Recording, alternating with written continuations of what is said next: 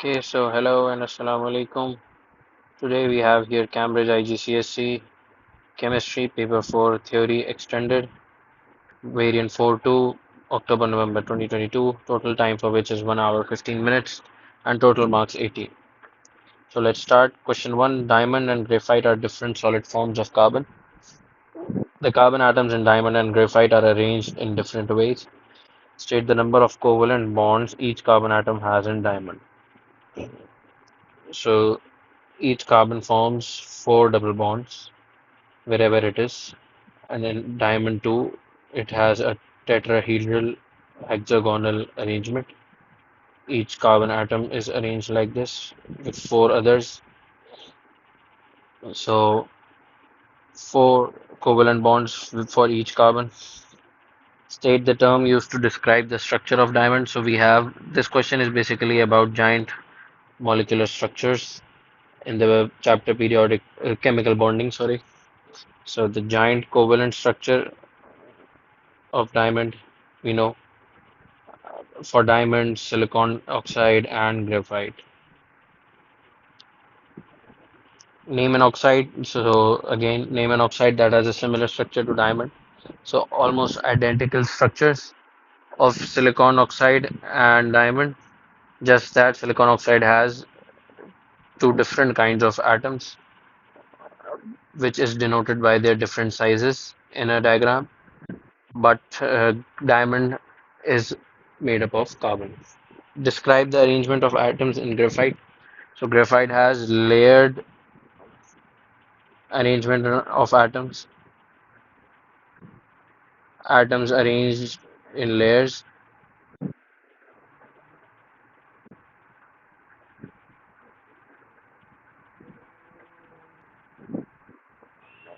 somewhat like this.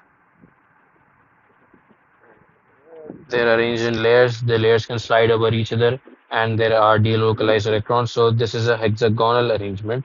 If you look closely, one, two, three, four, five, and six. Six, six sides. So six atoms arranged hexagonal arrangement of atoms, or you can also say hexagonal layers. Next, explain how graphite conducts electricity. It has delocalized electrons which can move. So, delocalized mobile electrons which can move. It contains delocalized mobile electrons. Same is the case in metals and in ionic compounds when they're in aqueous state. They also conduct electricity due to mobile ions.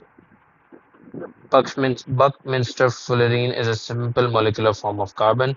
The relative molecular mass of Buckminster fullerene is 720. Determine the number of carbon atoms in one molecule of Buckminster fullerene. So this is also called buckyball, and if you want to know the number of carbon atoms, you can just use the molecular mass because we are already told that it only contains carbon. So the entire 720 is comprised of carbon atoms. So if the mass of one carbon is 12, so if we divide 720 by 12, we would know how many carbons are there, how many C12 are there to make this entire 720. So this will be 60. The formula also is C60 of this Buckminster fullerene.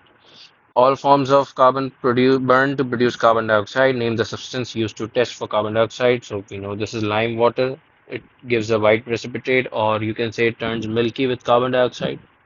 If it's in a case of positive test. Next, sodium is a reactive metal. Suggest why sodium is stored under oil. So any metal is stored under oil or painted to prevent reaction and contact with air, water, oxygen. So to prevent contact and reaction with to with air, water, and oxygen. Next, sodium burns in air to form a sodium oxide. State the term given to a reaction in which a substance burns. Combustion. Combustion reaction in which anything is burned in excess oxygen. State the color of the flame seen when sodium burns. So this is available in your notes for qualitative analysis in your syllabus. I mention this in every video. The colors of the flames, the gas test, the anions test, the indicators, colors, color changes in acids and bases. Everything is mentioned in the syllabus. So the color is yellow. You have to remember the color flame colors for all the elements. Write a chemical equation for the reaction which takes place when sodium burns in air to form sodium oxide. Sodium burns in air means it reacts with oxygen to form sodium oxide. So sodium oxide, the formula will be Na has a charge of +1 as it is in group 1, and oxygen has a charge of 2 minus as it is in group 6. So cross multiply. This 2 will come over here. These signs will cancel. Na2O, sodium oxide. To balance this, we can add a 2 over here and a half over here maybe. Or there's another way too. You can add 2 over here to make it 2 oxygens and 4 sodiums and then add a 4 over here. So both will be correct. Fractions are allowed. Next, complete the dot and cross diagram to show the electron arrangement and charges of the ions in sodium oxide. So sodium is in, I guess, period 3. So it should have a total of 3 outer shells. Yeah, it is in period 3 and has total 11 electrons. So sodium has 11 electrons. So the electronic configuration will be 281. So we have one shell drawn over here. The next shell will be like this and having 8 electrons in it.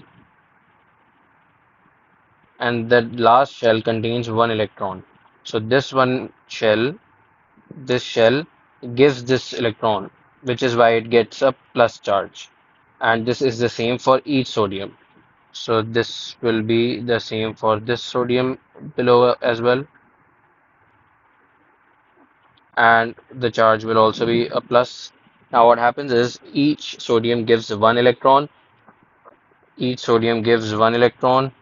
and both of these electrons are taken by that single oxygen because an oxygen takes 2 electrons because it has 6 outer shell electrons and it needs 2 more to get a full octet. So oxygen will have another shell. Originally, oxygen has 8 electrons total, 6 in its outer shell and total 8. So 2 are drawn. We need to draw 6 more. 2, 4, 6. Originally it contained. Now 2 it gained from sodium. So these 2 are extra 2 electrons. So the charge will be 2 minus. Next, sodium reacts vigorously with water to form aqueous sodium hydroxide, which is a strong base. Explain in terms of proton transfer what is meant by a base. So bases are proton acceptors. Bases are proton acceptors. State a pH number that indicates the presence of a strong alkali. So alkalis are between 7, more than 7 to 14, and strong alkalis lie near 14. So a 13 would be good, or maybe we should just write 14.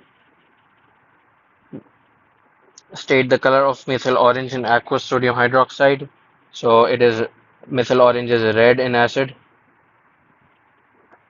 and yellow in base.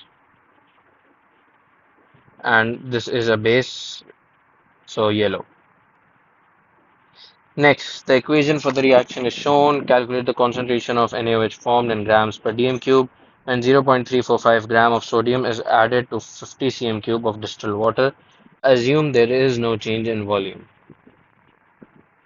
So calculate the number of moles of Na. So we can use moles equals to mass in gram over mR. Mass in gram is 0.345. The mR is 23, which will be 0.345 divided by 23, 0.015. Determine the number of moles of NaOH formed. So the ratio is 2 is to 2, which means basically 1 is to 1. So the number of moles of Na will be equal to the number of moles of NaOH, which will be 0.015 moles. Concentration can be calculated from using this formula. N equals to concentration times volume, where N is the number of moles. Number of moles we know, and we want to know the concentration, so N over V, and number of moles is 0.015. This volume, mind you, is in dm cube because the concentration is also mole per dm cube, not cm cube. So what was the volume of NaOH? What is the volume of NaOH?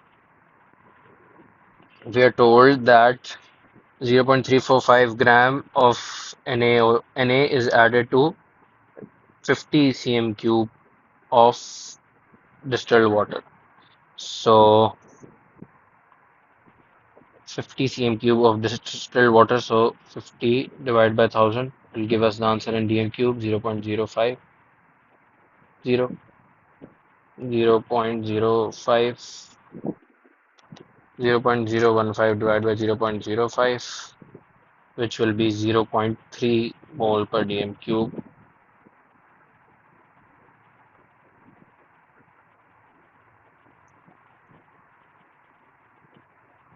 Why did we take this volume of distilled water as the volume of NaOH? Because the entire water then became the NaOH when the sodium was added to it, because NaOH is formed by adding sodium to water, if you look at the equation also. So the volume of water remaining, or the volume of water present, was what? Was NaOH after the reaction is complete. Determine the MR of NaOH and calculate the concentration of NaOH in grams per dm cube. So let's first look at the MR will be 23 plus 16 plus 1, which will be 40. Now, this they're asking us in grams per dm cube. What did we have? We had mole per dm cube, or if you write it like this, moles per dm cube, and they're asking us to give this in grams per dm cube. So the formula we use is N equals to G over MR, and to convert moles to grams, what do? We multiply the moles by MR to go into grams from moles. So we had mole per dm cube, this was mole. To make this mole a gram, we need to multiply this mole by the MR of the compound, which is 40. So multiply 0.3 times 40, which will give us 12.0 grams per dm cube. So next, when NaOH is added to aqueous iron 3 chloride, this is the test for cation. A solid product is formed. This name the type of reaction where a solid is formed from two solutions. This is a precipitation reaction when two soluble solutions react and form a precipitate.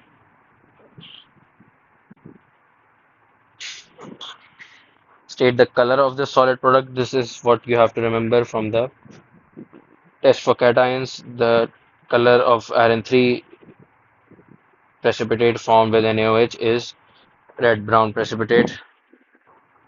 Name the solid product. Obviously, when FeCl3 reacts with NaOH, this Na will react with the Cl, and this Fe will react with the OH.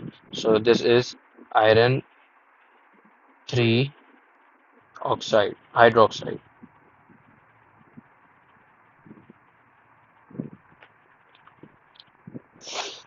Write the ionic equation for the reaction. So any precipitation reaction, for example, if this was lead nitrate, silver nitrate plus sodium chloride, and silver chloride was being formed along with sodium nitrate. So the equation also which comes out at the end always is Ag. This was aqueous because this was a soluble salt. Same for this. This is insoluble and this is obviously soluble. So the aqueous are cancelled. So NO3 is aqueous over here and aqueous over here, so cancelled. Na is also aqueous over here and over here, so cancelled. So always what remains is the aqueous substances on the left with their correct charges forming that same solid on the right side. So in this case also what will remain will be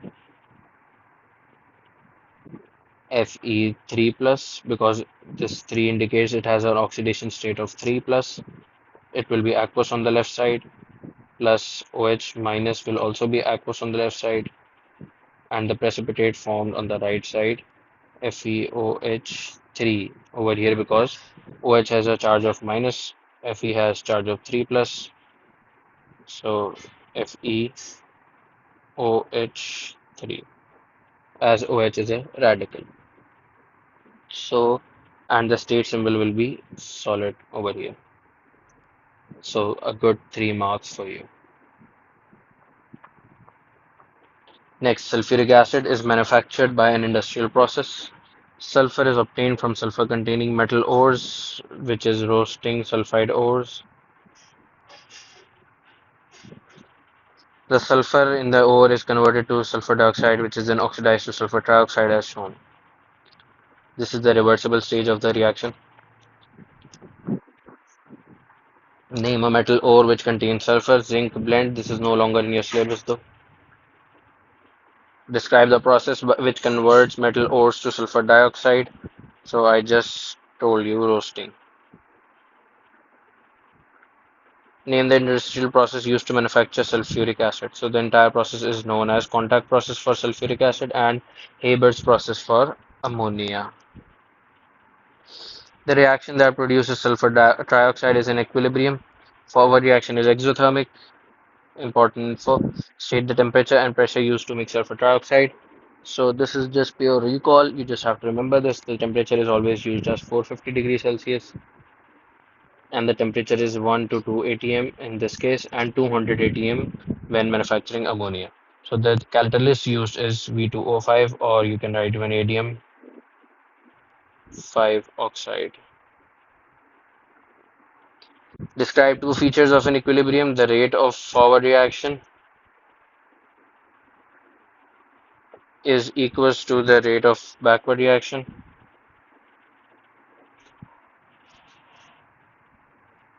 And another thing which happens is the concentration of the reactants and products are no longer changing. They're not equal, but they're no longer changing. Whatever it was at equilibrium, it is maintained. It is not increasing nor decreasing on either side, but they can be different. State the effect on the position of equilibrium if temperature is increased, and explain also. So when temperature is this reaction is exothermic, as we were told earlier. So exothermic reaction, the forward reaction is exothermic. Whenever the forward reaction is exothermic, increasing the temperature will shift the equilibrium backwards. So the equilibrium shift backwards as the forward reaction is exothermic.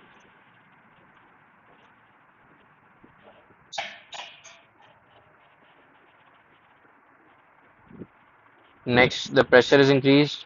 Now, when the pressure is increased or decreased for the equilibrium, to, to decide the equilibrium position, we need to see the number of gas moles on both sides. So the number of moles of gas over here are 3 and over here are 2. So if we increase the pressure, the equilibrium ought to move to the side with fewer moles when increasing the pressure. And when decreasing the pressure, the equilibrium shifts to the side with more moles. What were they saying? They're saying pressure is increased. So when the pressure is increased, the equilibrium will shift to the side with fewer moles, which is the right side.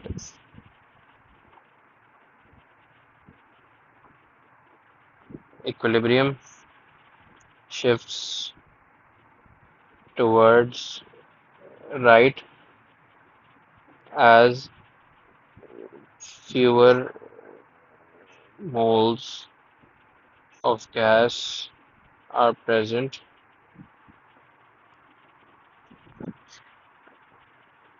on right side.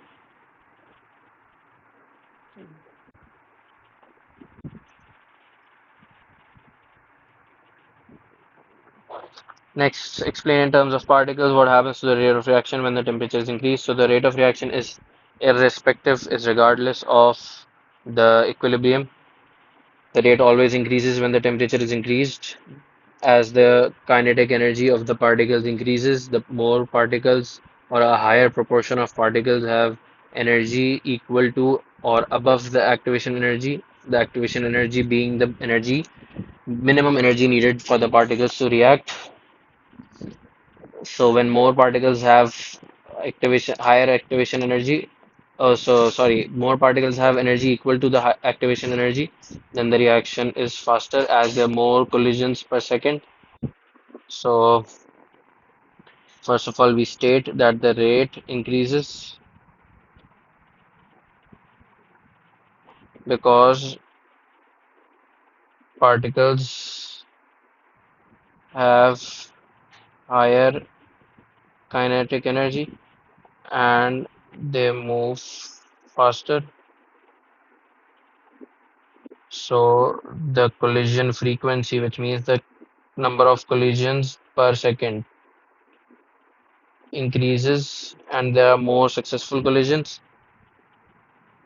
So the more particles have energy equal to the activation energy,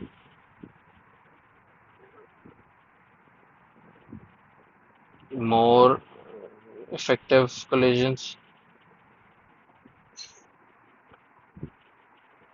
thus faster rate. In the compound form, when sulfuric acid reacts with ammonia, so sulfuric acid reacts with NH3, in which NH4 to SO4, which is ammonium sulfate, because the cation from ammonia will be ammonium. So ammonium sulfate. A student prepares magnesium sulfate crystals by adding excess magnesium to dilute sulfuric acid. So dilute sulfuric acid reacts with magnesium to form magnesium sulfate plus hydrogen gas. This is the standard reaction. Metals plus acid will be salt and hydrogen. So let us balance this. Um, we have this is balanced. No need. Describe two observations which show the reaction has finished. So this is a gas, okay? So when the reaction is continuing, this will give us fizzing and bubbles will be produced. So no longer when no more bubbles or no more fizzing occurs, then it indicates that the reaction has completed. So no more fizzing or gas bubbles. Next, this was a solid. So as the reaction was happening, this solid was dissolving because this was forming as it reacted. Now when the reaction has stopped, this will remain over there and will stop dissolving. As we had this in excess, which means it will remain even after the reaction has completed. So solid magnesium stops dissolving.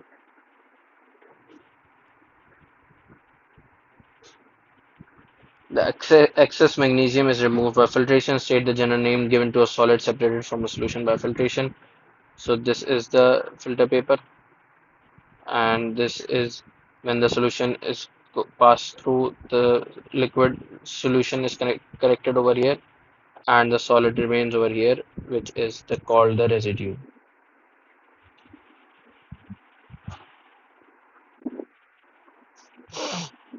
The aqueous magnesium sulfate is heated until crystals begin to appear. State the name for a solution in which no more solute can dissolve. Saturated solution.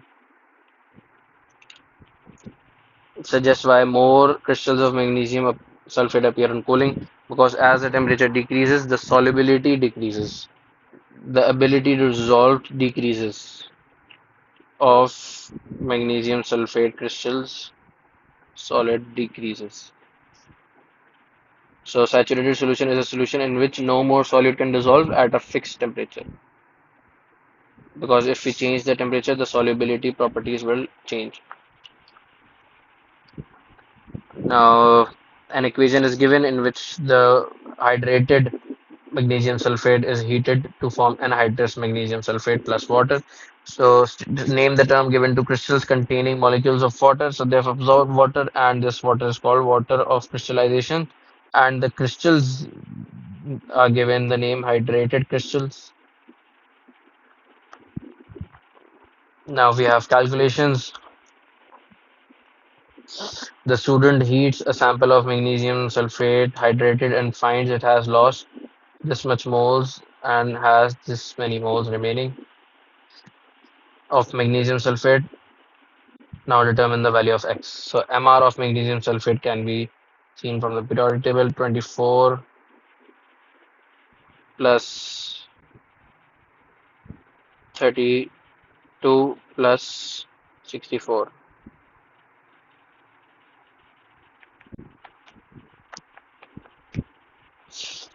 120. Now the number of moles will be N equals to G over MR. Pretty easy. The MR, the gram is 2.4 and the MR is 120. So 2.4 divided by 120, 0.02 moles of magnesium sulfate.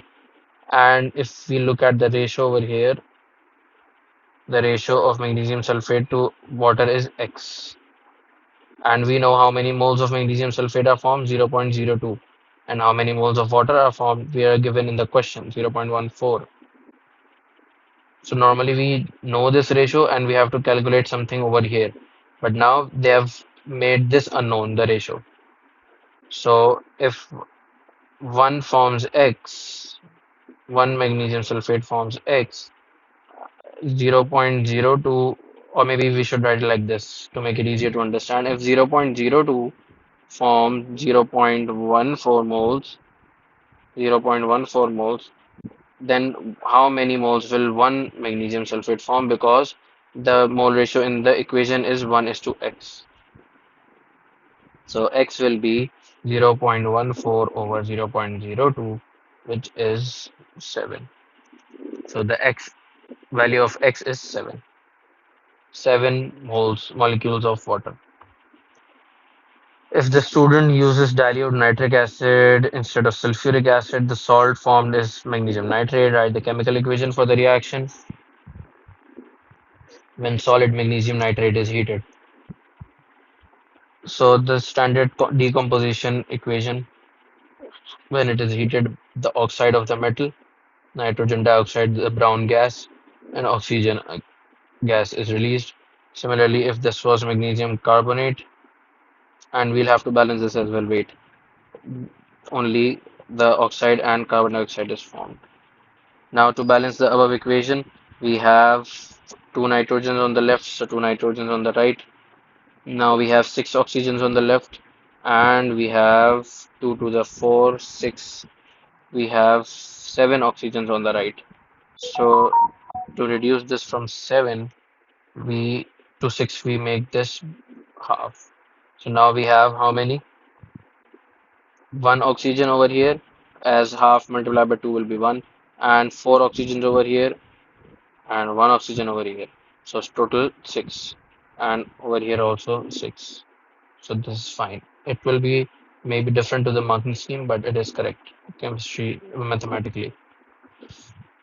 Next, ethane is an alkane which undergoes a photochemical reaction with chlorine as shown. Write the general formula of alkane, CnH2n plus 2.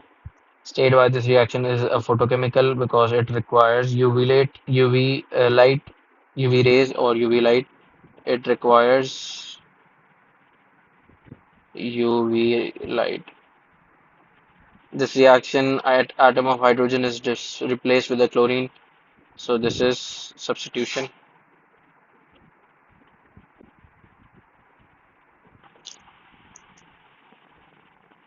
One of the products is chloroethane, which means if it was ethane, what happened was Okay, so they've already told us what hydrogen chloride is present, HCl, or name hydrogen chloride. The energy profile diagram of this reaction is shown. Name the energy change labeled A. This is the activation energy.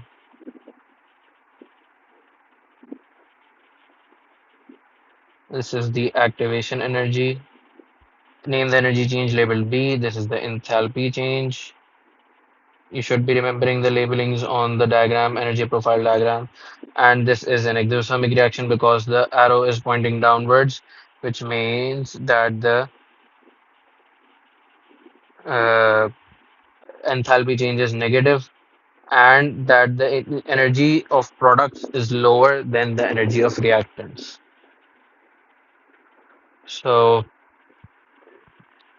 enthalpy change is negative and the energy of products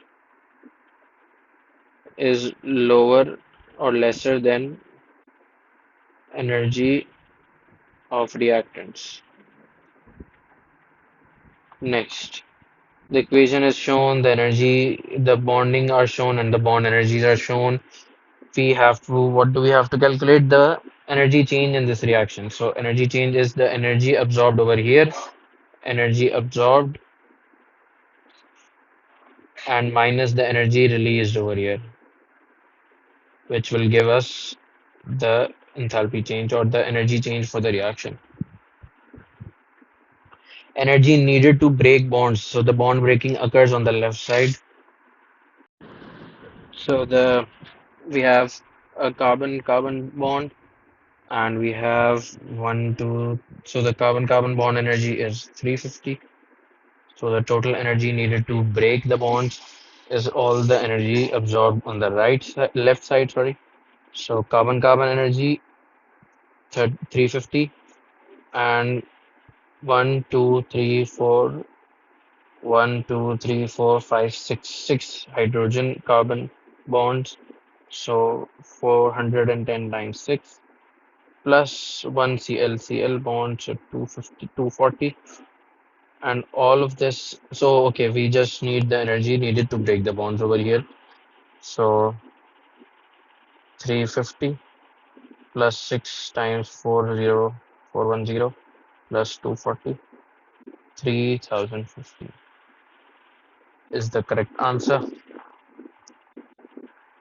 Okay, next, the energy released in breaking bonds, that is the energy present over here. All the bonds which were formed when they released the energy. So we have one carbon-carbon bond again, 350.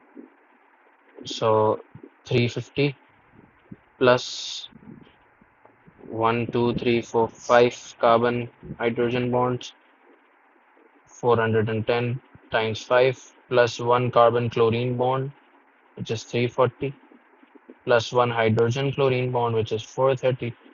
So the total is 3170. 3170. The total is 3170.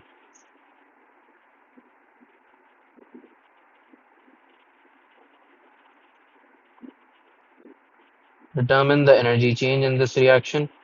We just minus the two energies, and the answer we get is the energy absorbed minus the energy released, which will be minus 120 negative, which means this is an exothermic reaction as it released more energy than the energy it absorbed. So maybe sometimes they can also do this, that they give you the energy change itself and they ask you the energy for one of these bonds. And there have been questions like these, like they make this the unknown and give you the other energies. A carboxylic acid Y has a structure shown. State the general formula of carboxylic acid: CnH2n plus 1 COOH. So name the carboxylic acid Y. We have one carbon only, which is methanoic acid. Write the molecular formula. We just have to count the number of atoms of carbon, hydrogen, and oxygen. So we have one carbon. two hydrogens, and two oxygens. Next, we have to complete the dot and cross. So that will be according to the bonding. We have a double bond with oxygen. So two bonding pairs, one, two, one, two. Single bonds with hydrogen and single bond with this oxygen and single bond. And one other thing which you might miss is the lone pair electrons on oxygen, which should be 1, 2, 3, 4, as oxygen originally has six outer shell electrons and two participate over here, so the remaining four should be as it is. As in this oxygen also, we have 1, 2 drawn and two more we have to draw. Okay. Next, carboxylic acid Y, which is methanoic acid, will react with propan 1 all to form ester Z and form one other product. So let me bring this down and I'll show you how it forms.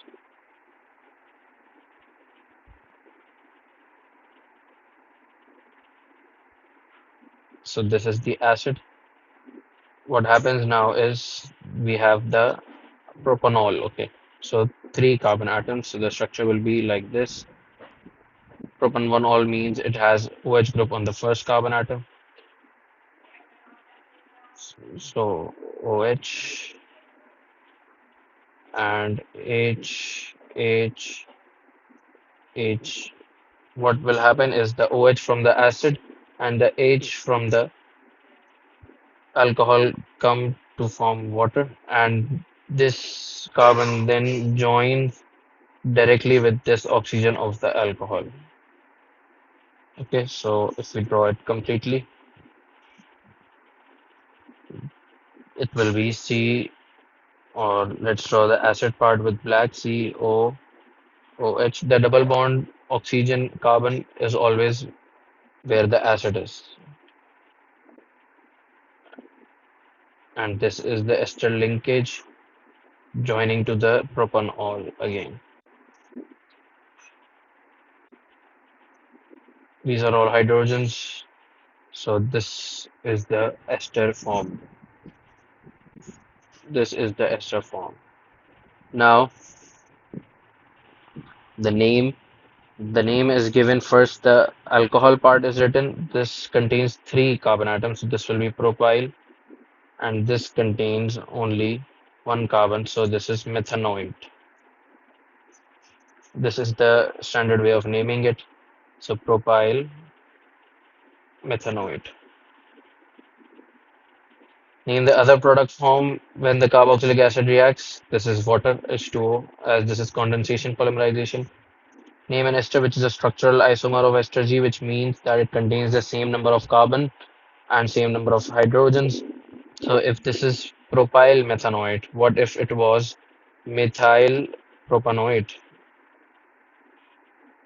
Just swap the names. Swap this. Earlier we had three carbon with the alcohol and one carbon with the acid. Now what do we have? We have one carbon with the acid with the alcohol and three carbon with the acid, so giving us the same number of carbon and hydrogen atom. A carboxylic acid which is a structural isomer of ester Z. Okay, so an acid which should contain the same number of carbon atoms as Z. Z contains one, two, three, four carbon atoms, so it should be butanoic acid.